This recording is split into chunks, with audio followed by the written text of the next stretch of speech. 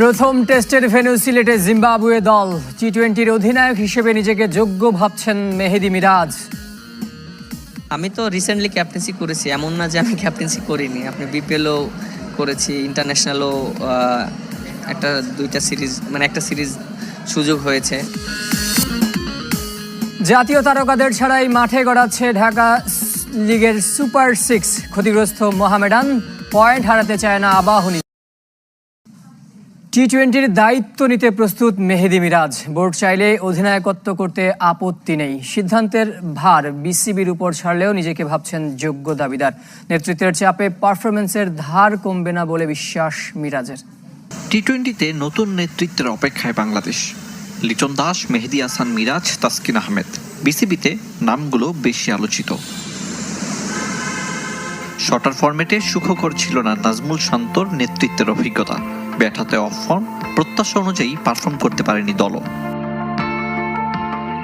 এমন অবস্থায় cricket board চাইলে দায়িত্ব নিতে প্রস্তুত মেহেদী মিরাজ।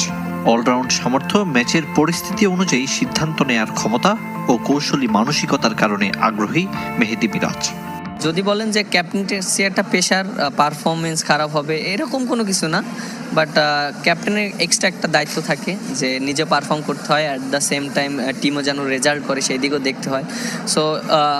সো সব দিকেই বিবেচনা করতে হয়। এখন আপ টু ডিসিশন ক্রিকেট বোর্ডের, তারা কিভাবে ডিসিশন নিচ্ছে। সবশেষ বিপিএলে খুলনা টাইগার্সকে নেতৃত্ব দিয়েছিলেন মেহেদী মিরাজ। ফ্র্যাঞ্চাইজিটি প্লে অফ থেকে বিদায় নিলেও ব্যাট হাতে 355 রানের পাশাপাশি বল হাতে নিয়েছেন 14 উইকেট। এছাড়া বিকল্প হিসেবে জাতীয় দলকে টেস্ট ও ওয়ানডে ফরম্যাটে নেতৃত্ব দেওয়ার সুযোগ হয়েছিল তার। সো এমন না যে এক্সপিরিয়েন্স নাই, দিলে পারবো না, তেমন না, বাট তারপরও ভালো হয়েছে আমার জন্য, যেহেতু রিসেন্টলি বিপিএল বলেন, ইন্টারন্যাশনাল কিছু ম্যাচ করেছি। মেহেদী মিরাজের মতে বড় দলগুলোর মতো আগ্রাসী ও পরিকল্পিত হলে টি-20-তে সুফল পাবে বাংলাদেশ। দায়িত্ব পেলে সে ধাঁচের সাথেও নিজেদের মানিয়ে নিতে চান। স্ট্র্যাটেজিটা এরকম হওয়া উচিত, আমাদের যে স্ট্রেংথ আছে সেই স্ট্রেংথ অনুযায়ী খেলা। আমাদের আগে স্ট্রেংথটা বুঝতে হবে যে আমাদের কোন জায়গায় আমরা স্ট্রং। যদি কখনো দায়িত্ব আসে আমার কাছে, তখন আমি এটা নিয়ে চিন্তা করব যে কিভাবে বেটার করা যায়, কিভাবে বাংলাদেশকে ভালো একটা অর্জন নিয়ে আসা যায়। কে হবেন টি-20-র নতুন নেতা, সে প্রশ্ন ঝুলে আছে পরবর্তী বোর্ড সভা পর্যন্ত। অবশেষে মুখ খুলেছেন সাকিব আল হাসান। ব্যাখ্যা করলেন রাজনীতিতে সম্পৃক্ত হওয়ার কারণ।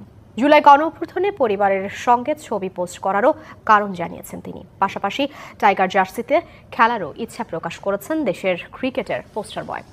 দেশের একটি ইংরেজি গণমাধ্যমে দেয়া সাক্ষাৎকারে এসব কথা জানান সাকিব। বাংলাদেশের প্রাণ সাকিব আল হাসান দেশের ক্রিকেটের সবচেয়ে বড় তারকা। তবে মাত্র 6 মাসের রাজনৈতিক ক্যারিয়ার বদলে দিয়েছে সাকিবের জীবন। হয়েছেন হত্যা মামলার আসামি। লম্বা সময় ধরে চুপ থাকলেও অবশেষে এসব নিয়ে কথা বলেছেন তিনি।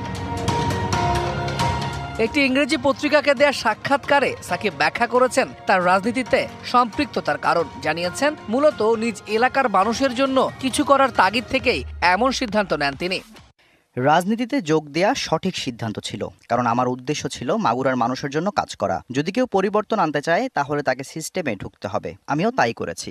আমি বিশ্বাস করি আমার নির্বাচনী এলাকায় একটি সুষ্ঠু নির্বাচন হয়েছে এবং আমি মনে করি না যে আমি যদি আবার দাঁড়াই তবে অন্য কেউ জিতবে। জুলাই অভ্যুত্থানের সময় সামাজিক যোগাযোগ মাধ্যমে সাকিবের একটা পোস্ট ঘিরে শুরু হয় তুমুল বিতর্ক। সেই পোস্টের কারণও তুলে ধরেন তিনি। দায়ভার নেন নিজের কাঁধেই। সে সময় দেশের বাইরে ছিলাম। প্রথমে যুক্তরাষ্ট্রে খেলেছি, তারপর কানাডায়। ছবিটি কানাডায় তোলা, আমি নিজে এটি পোস্ট করিনি। তবুও এর দায়ভার আমি নিচ্ছি। এটা একটা পূর্ব পরিকল্পিত পারিবারিক ভ্রমণ ছিল। তবে একজন পাবলিক ফিগার হিসাবে আমার আরও সচেতন হওয়া উচিত ছিল। এরই মধ্যে টাইগার জার্সিতে সাকিবের ক্যারিয়ারের শেষ দেখে ফেলেছেন অনেকেই। তবে এখনো দেশে ফিরে জাতীয় দলের জার্সিটা গায়ে তোলার স্বপ্ন বুনছেন তিনি। আমি এখনও দেশের হয়ে খেলতে চাই, আর এই ইচ্ছা সবসময় থাকবে। বাংলাদেশের হয়ে খেলার সুযোগটা আমার প্রাপ্য এবং বেশিরভাগ মানুষই চায় আমি দেশের হয়ে খেলে অবসর নেই এবং আরও কিছুদিন চালিয়ে যাই। আমার বিশ্বাস আরও 2-1 বছর খেলতে পারবো। 6 মাসের রাজনৈতিক ক্যারিয়ার নাকি 18 বছরের ক্রিকেটের ক্যারিয়ার, কোনটা দিয়ে তাকে বিচার করা উচিত সে প্রশ্নও রাখেন সাকিব আল হাসান। পিএসএল মাতিয়ে চলেছেন রিশাদ হোসেন। টানা 2 ম্যাচে 3 উইকেট করে নিয়েছেন। সর্বোচ্চ উইকেট শিকারীর মেরুন ক্যাপ এখন তার দখলে। বাংলায় মালিকের ভালোবাসা পেয়েছেন বাংলাদেশি লেগ স্পিনার। কোয়েটার পর করাচি, লাহোরের তুরুপের তাস রিশাদ হোসেন। বাংলাদেশ লেগ স্পিনার রাঙিয়ে তুলেছেন পিএসএল। দলের 3 ম্যাচের 2টিতে খেলেই পেয়ে গেছেন শীর্ষস্থান। ফজলে মাহমুদ ক্যাপ, শীর্ষ উইকেট সংগ্রাহকের স্বীকৃতি মেরুন এই ক্যাপ। যদিও সমান 6 উইকেট আছে কোয়েটার আবরার আহমেদেরও, কিন্তু গড় ও ইকোনমিতে এগিয়ে রিশাদ। উইকেট সংখ্যায়ও এগিয়ে যেতে পারতেন ক্যারিয়ার সেরা বোলিং করতে, কিন্তু শেষ বলে তার ক্যাচ মিস করেছেন সিকান্দার রাজা, সঙ্গে 6। তাই তো ক্যারিয়ার সেরা 21 রানে 3 উইকেটের চেয়ে 5 রান বেশি দিয়েছেন। শেষটায় ধাক্কা খেলেও শুরুটা হয়েছিল দারুণ। প্রথম ওভারেই তুলে নেন 2 উইকেট। প্রথম বলে শান মাসুদকে ফিরিয়েছেন। তাই তো ম্যাচ শেষে আবেগ ধরে রাখতে পারেননি দলের মালিক। রিশাদ, আমি তোমাকে ভালোবাসি। কোথায় আমার বাংলাদেশি ভাই রিশাদ? আমি তোমাকে ভালোবাসি। এখন পর্যন্ত তুমি টুর্নামেন্টে সর্বোচ্চ উইকেট শিকারী। আশা করি টুর্নামেন্ট শেষেও এই অর্জন অব্যাহত থাকবে। ইসলামাবাদের সমান 2 জয় হলেও ম্যাচ বেশি খেলায় 2 নম্বরে লাহোর। টেস্ট ও টি-20 থেকে অবসরের ঘোষণা দিয়েছেন সাকিব আল হাসান। 2023 বিশ্বকাপের পর ওয়ানডে ফরম্যাটেও আর দেখা যায়নি টাইগার অলরাউন্ডারকে। সবাই যখন তার আন্তর্জাতিক ক্যারিয়ারের ইতি দেখে ফেলেছেন, তখন সাকিব নিজেই জানালেন বাংলাদেশের হয়ে আরও 1 বা 2 বছর খেলতে চান। তবে এজন্য সরকারের উপরের মহল থেকে সহায়তা ও ইতিবাচক সাড়া কামনা করেছেন তিনি। সাকিব বাংলাদেশের হয়ে সর্বশেষ খেলেছেন গত বছর সেপ্টেম্বরে ভারতের বিপক্ষে কানপুর টেস্টে। সেপ্টেম্বর-অক্টোবরের সেই ভারত সফরে তিনি জানিয়েছিলেন আন্তর্জাতিক টি-20 আর খেলবেন না। পাশাপাশি অক্টোবরে মিরপুরে দক্ষিণ আফ্রিকার বিপক্ষে টেস্ট দিয়ে সাদা পোশাকের ক্রিকেট ছাড়ারও ঘোষণা দেন এবং ওয়ানডেতে চ্যাম্পিয়ন্স ট্রফি পর্যন্ত খেলার ইচ্ছার কথা জানিয়েছিলেন সাকিব আল হাসান। কিন্তু রাজনৈতিক কারণে বিগত আওয়ামী লীগের সংসদ সদস্য সাকিবের একটি ইচ্ছাও পূরণ হয়নি। তখন সাকিবকে জানানো হয়েছিল নিরাপত্তা ঝুঁকির কারণে তিনি দেশে না এলেই ভালো হবে।